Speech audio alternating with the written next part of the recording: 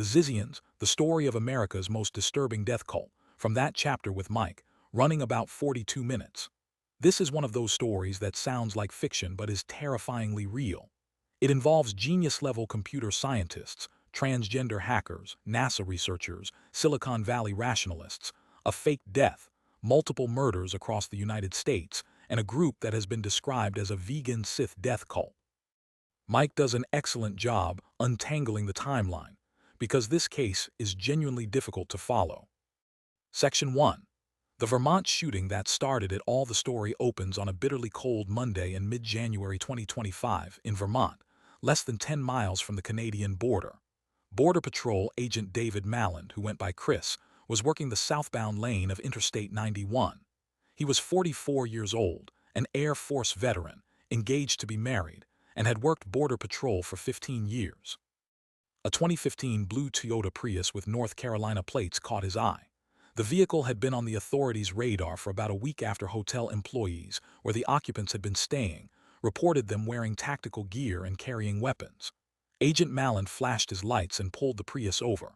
What appeared to be a routine traffic stop turned deadly when shots were fired from inside the vehicle. Minutes later, Agent Malland lay in the snow. He was rushed to hospital but pronounced dead at 4 in the afternoon, just 45 minutes after the stop. One of the suspects inside the car was also killed. The other was shot and wounded. The two people in the Prius were identified as 21-year-old Teresa Jungblut from Seattle and 28-year-old Emilia Bau from Germany. Emilia was transgender and had worked as a quantitative trader at a research capital firm in New York City, implementing mathematical models to find trading algorithms. She had quit that job in October 2023, which also meant her H-1B visa had expired. One reason Border Patrol was interested in the vehicle. Emilia was the one killed in the shootout. Teresa was from Washington State, had attended an elite private school, studied computer science, and was engaged to a man named Max Snyder. At the time of the Vermont shooting, Max was in jail in California for murder. Section 2. The origins of the Zizian cult. To understand how these events connect, Mike takes us back to the beginning and to a person named Jack Amadeus Ziz Lasota. Ziz, who was transgender, was from Alaska, born in 1991, and studied computer science. From an early age, Ziz was described as a hacker who struggled socially but had explosive outbursts. In high school, Ziz managed to hack the school's computer system and access payroll information. Ziz's own father worked in AI, so it seemed to be a family affair. Ziz interned at NASA, then moved to the San Francisco Bay Area for the tech industry. Things did not go well.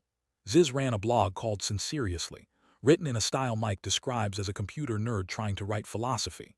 It was full of flowcharts, hacking terminology, true or false statements, and constant references to nerdy pop culture that would be largely unintelligible to anyone without the same single-track mind.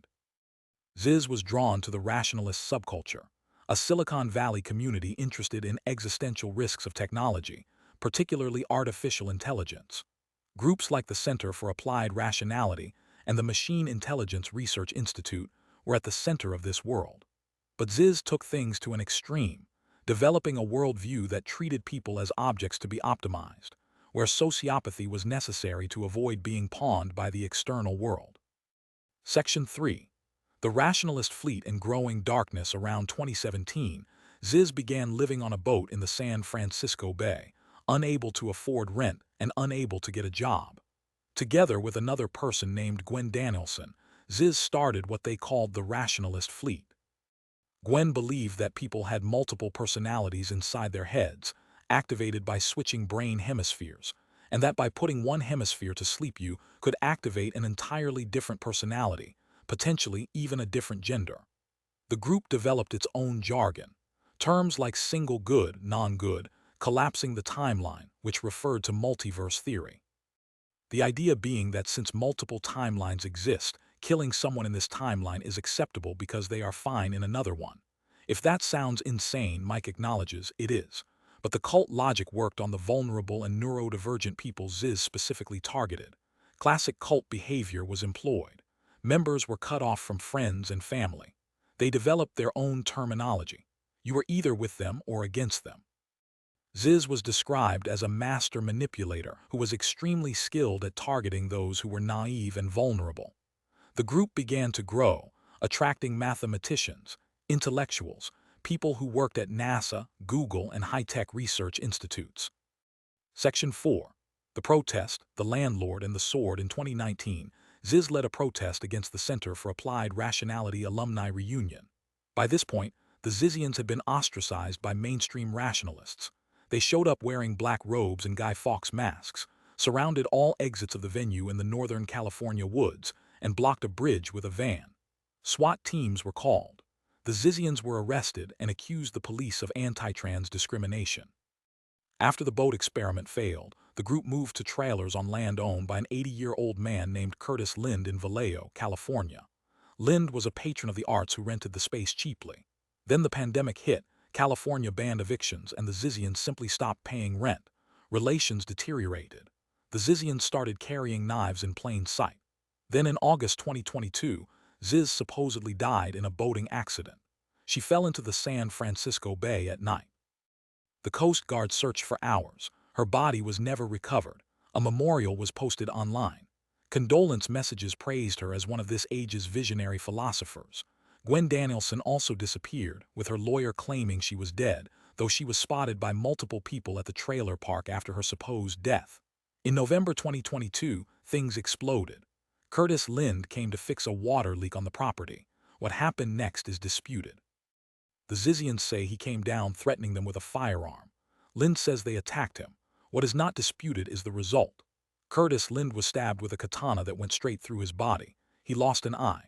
He suffered approximately 50 puncture wounds. He managed to draw his gun, killing one Zizian named Emma Boranian and injuring another named Alexander Lethem. Lind, with a sword still sticking out of his body, staggered to a neighbor's house and was airlifted to hospital. He spent a month recovering. Used surgical equipment and a dozen laptops were found in the trailers. Section 5. The double homicide in Pennsylvania. 1 month later, on New Year's Eve 2022, in Chester Heights, a wealthy suburb of Philadelphia, Richard and Rita Zajko let 2 people into their home at around 11:30 at night. Less than 2 minutes later, screams were heard. The couple were later found shot in the head in their bedroom. Their only child was Michelle Zajko, 30 years old, highly educated with a master's degree in bioinformatics from Temple University, had worked at NASA, and was currently at the Children's Hospital of Philadelphia. She had purchased a firearm of the same type that killed her parents. She was never formally charged but was considered a person of interest. About a week after the bodies were discovered, police tracked Michelle to a hotel in Chester City, Pennsylvania. And who was in the hotel room with her? Ziz Lasota, alive, back from the dead. The whole drowning had been faked. Ziz was lying on the floor completely unresponsive and had to be carried out. Also present was Daniel Blank, a 24-year-old described as simple and gentle but easily manipulated. In Michelle's blog, she had written that Ziz informed her the only way to gain her trust was to murder her roommate Alice, preferably soon. Ziz helpfully suggested using a gun with a potato as a makeshift suppressor, destroying the body with lye, and then video calling Ziz to show proof. If Michelle did not do it, Ziz planned to drive across the entire continental United States to murder her instead. Michelle did not kill Alice.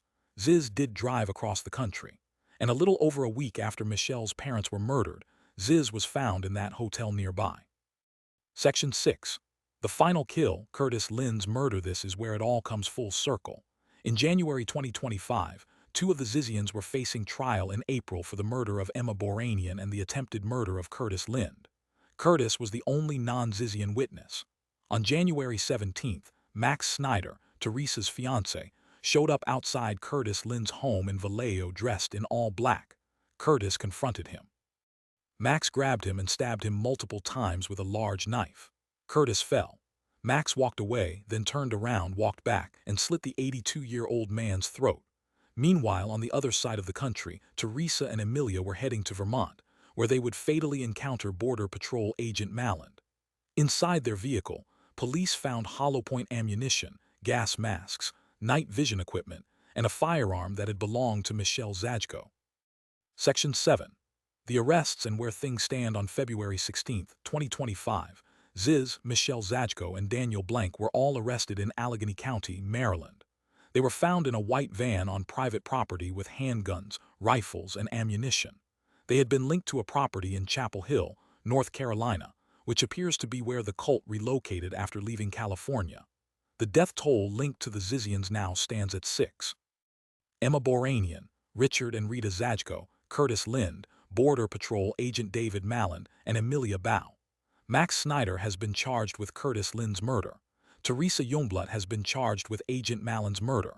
Nobody has been formally charged with the Zajko double homicide, but the evidence points in an obvious direction. Key takeaways: this is one of the most disturbing and complex true crime stories of recent years. What makes it uniquely terrifying is not just the violence but the intellectual veneer. These are not your typical cult members. They are NASA researchers, Google engineers, quantitative traders, and computer scientists who built an ideology around rationalism and AI safety, then twisted it into a justification for murder. Ziz faked her own death, orchestrated killings across multiple states, and was finally caught camping in a van. The story of the Zizians is a warning about what happens when brilliant but broken people find each other online, develop their own moral framework, and decide that the end justifies every conceivable means. Mike from that chapter does an outstanding job making this labyrinthine case comprehensible.